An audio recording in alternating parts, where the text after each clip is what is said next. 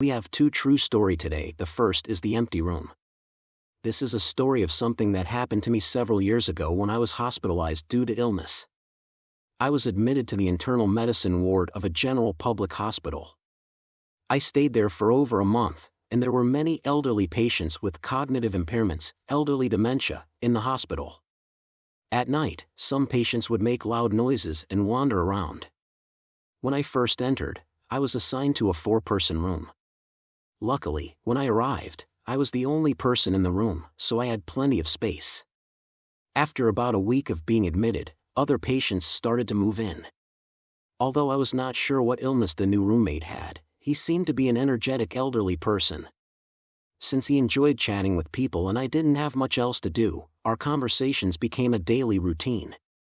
By the way, the reason for my hospitalization was a condition called spontaneous pneumothorax, which means there were holes in my lungs. Therefore, I couldn't move around freely for the time being. Having another roommate in the same room seemed nice to me, as it provided someone to talk to and made me feel a bit happier. I am not someone with any psychic abilities, and I don't really believe in ghosts or anything like that. However, I really enjoy watching horror movies and often watch them. Even during my hospital stay, I felt that watching horror movies in the hospital room would be even scarier than usual. So I asked my family to rent horror movie DVDs and bring them to me. At night, after the lights were turned off, I would watch horror movies in the room. To be honest, it was quite careless of me. Watching this kind of genre in a hospital setting was much scarier than watching it at home. As a result, I became hesitant to go to the restroom by myself at night. I shared this silly situation with my roommate in the same ward. During my hospitalization, there was a nurse who could see ghosts. I heard from him that there was a child's spirit in one of the more secluded private rooms. That particular room did have a creepy feeling, but since I couldn't see anything myself, I didn't feel any sense of horror. As night fell, the fear surrounding that private room grew stronger and it became difficult to approach it. After about 3 weeks of my hospitalization, as my condition started to improve and I regained some freedom of movement, my roommate's condition began to deteriorate. Due to a loss of appetite, his food intake decreased, and the leftover food gradually accumulated each day.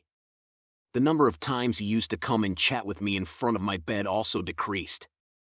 Even for an outsider, it was easy to see the rapid deterioration of his condition, and finally, he became unable to get out of bed and showed symptoms of jaundice. As a result, he couldn't communicate with me anymore, and it became a struggle to press the nurse call button multiple times to call for assistance. A few days later, the elderly man was transferred to the private room with the child's spirit. I returned to my spacious room, once again being the only person there. While feeling lonely, I also worried about the well-being of the elderly man. On the night he was moved to the private room, there were frequent sounds of nurse call buttons coming from his room. Whenever the nurse call button rang, the sound could be heard at the nursing station, and the red light in front of the ward would illuminate. On a certain day, a few days before my discharge, I couldn't sleep for some reason and got up.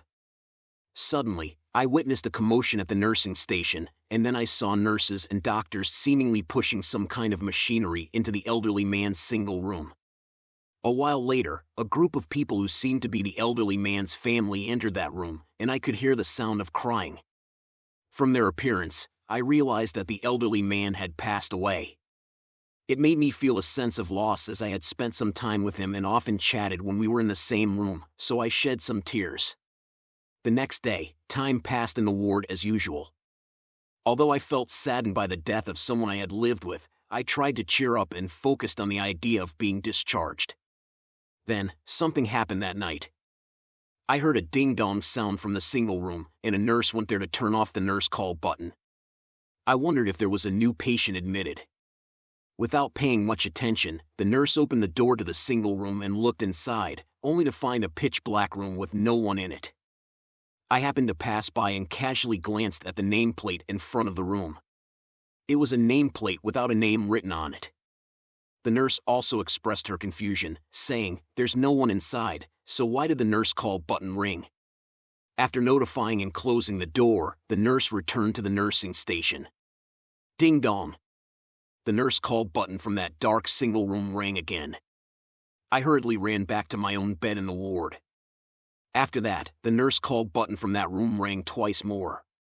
In my mind, I attributed it to a malfunctioning machine and decided to ignore it and go to sleep. Ding dong. The stop nurse call button rang again, accompanied by the illumination of the red light. Both the nurse and I were certain that there was no one in that room. However, in reality, the nurse call button in that room kept ringing incessantly. Even someone like me, who enjoyed the sensation of horror in horror movies, felt intimidated. After that, the nurse call button never rang again, and I was discharged without any issues. For someone like me who didn't believe in ghosts at all, it was an experience that showed me there are realms beyond human understanding in this world. The second story is the picture. This is a story from when I participated in a driver's license exam training during my university's summer vacation. Since most of the students participating in the training were the same age group, we would often chat and engage in banter until late at night. At first, our conversations mostly revolved around our universities and daily life experiences. We also discussed funny anecdotes from the entertainment industry. However, one evening, we started talking about the scariest experiences we had ever encountered. Personally, I had never experienced anything truly terrifying, so I didn't consider myself to be sensitive to the supernatural. Besides, I believed that people with such abilities were quite rare. As a result, there wasn't much to discuss regarding horror topics among the group gathered for the chat. The next day, during a break in the practical training session, the instructor in charge said, "Yesterday, even though we wanted to talk about scary things, it wasn't scary at all." While saying this, the instructor casually shared a terrifying story that they had personally experienced.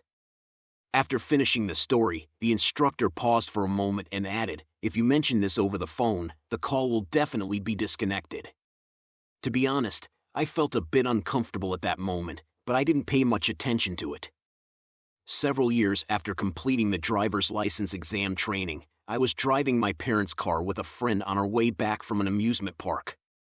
It was getting dark as the day was gradually becoming shorter, nearing the end of summer. While casually chatting about how the days were getting shorter, my friend suddenly started telling a scary story. As I listened to him, I recalled the words of the instructor back when I was at driving school. I continued listening to my friend's story with a blank expression. It went something like this. The instructor's nephew, who was around 20 years old, obtained his driver's license and immediately went on a trip to a nearby hot spring area. It was a 2-day, 1-night journey, and 3 girls took many photos before returning home. However, in one of the photos, they captured something that sent shivers down their spines. The photo was taken in front of a waterfall, and in the photo, there was an extra foot at the girl's feet. Even a fool could see that it was a foot. The instructor, who felt uneasy looking at the photo, borrowed it and took it to a bar they knew. It is said that after the bar owner learned the reason, they introduced the instructor to someone who could provide consultation. After contacting the person recommended by the bar owner, the instructor agreed to lend the photo to them for a period of time and set a date for their next meeting. Finally, on the agreed-upon day, the instructor, who hadn't seen the photo in a long time, was startled. In addition to the eerie foot captured in the photo, a face appeared on the waterfall. The instructor, who didn't expect the photo to change, felt a chill down their spine. Moreover, the person who was introduced, looking at the photo with a paler complexion, said, "This is beyond my abilities. I need to introduce someone with stronger psychic abilities to you. If it's that person, they will definitely be able to help you find a way or place for salvation." The instructor and the bar owner were already at a loss and didn't know how to handle this situation, so they temporarily locked the photo in a cabinet at the bar until the next scheduled meeting. The last time they saw the photo, the waterfall had turned completely black, and the eerie appearance had spread throughout the water. The bar owner in charge of safeguarding the photo was also astonished when they saw it. The photo was gradually becoming more and more eerie. The new psychic with stronger abilities, who was introduced, looked at it and said, "There is an ominous aura permeating the photo. It may take some time, but I will perform a thorough spiritual cleansing." They took the photo back with them to properly offer prayers. The instructor, who witnessed the photo's changes from beginning to end, truly felt fear at the existence of this supernatural photo. Because of this, they tried to avoid taking photos in places with water whenever they traveled. While discussing this topic in the car, as my friend was about to continue speaking and took out the third photo they had taken, the car's audio suddenly emitted a sharp sound and then immediately went silent. Both my friend and I were startled and frozen in place. Then, I suddenly remembered what the instructor had mentioned before: if you talk about such things on the phone, the call will abruptly disconnect. A shiver ran down my spine. If you enjoyed this story, please don't forget to subscribe to our channel for more amazing and scary stories. Also, please click the like button to support our program. If you want to submit your own story, please send it to our address at midnightwhisper@gmail.com. Thank you for listening, and we'll see you next time.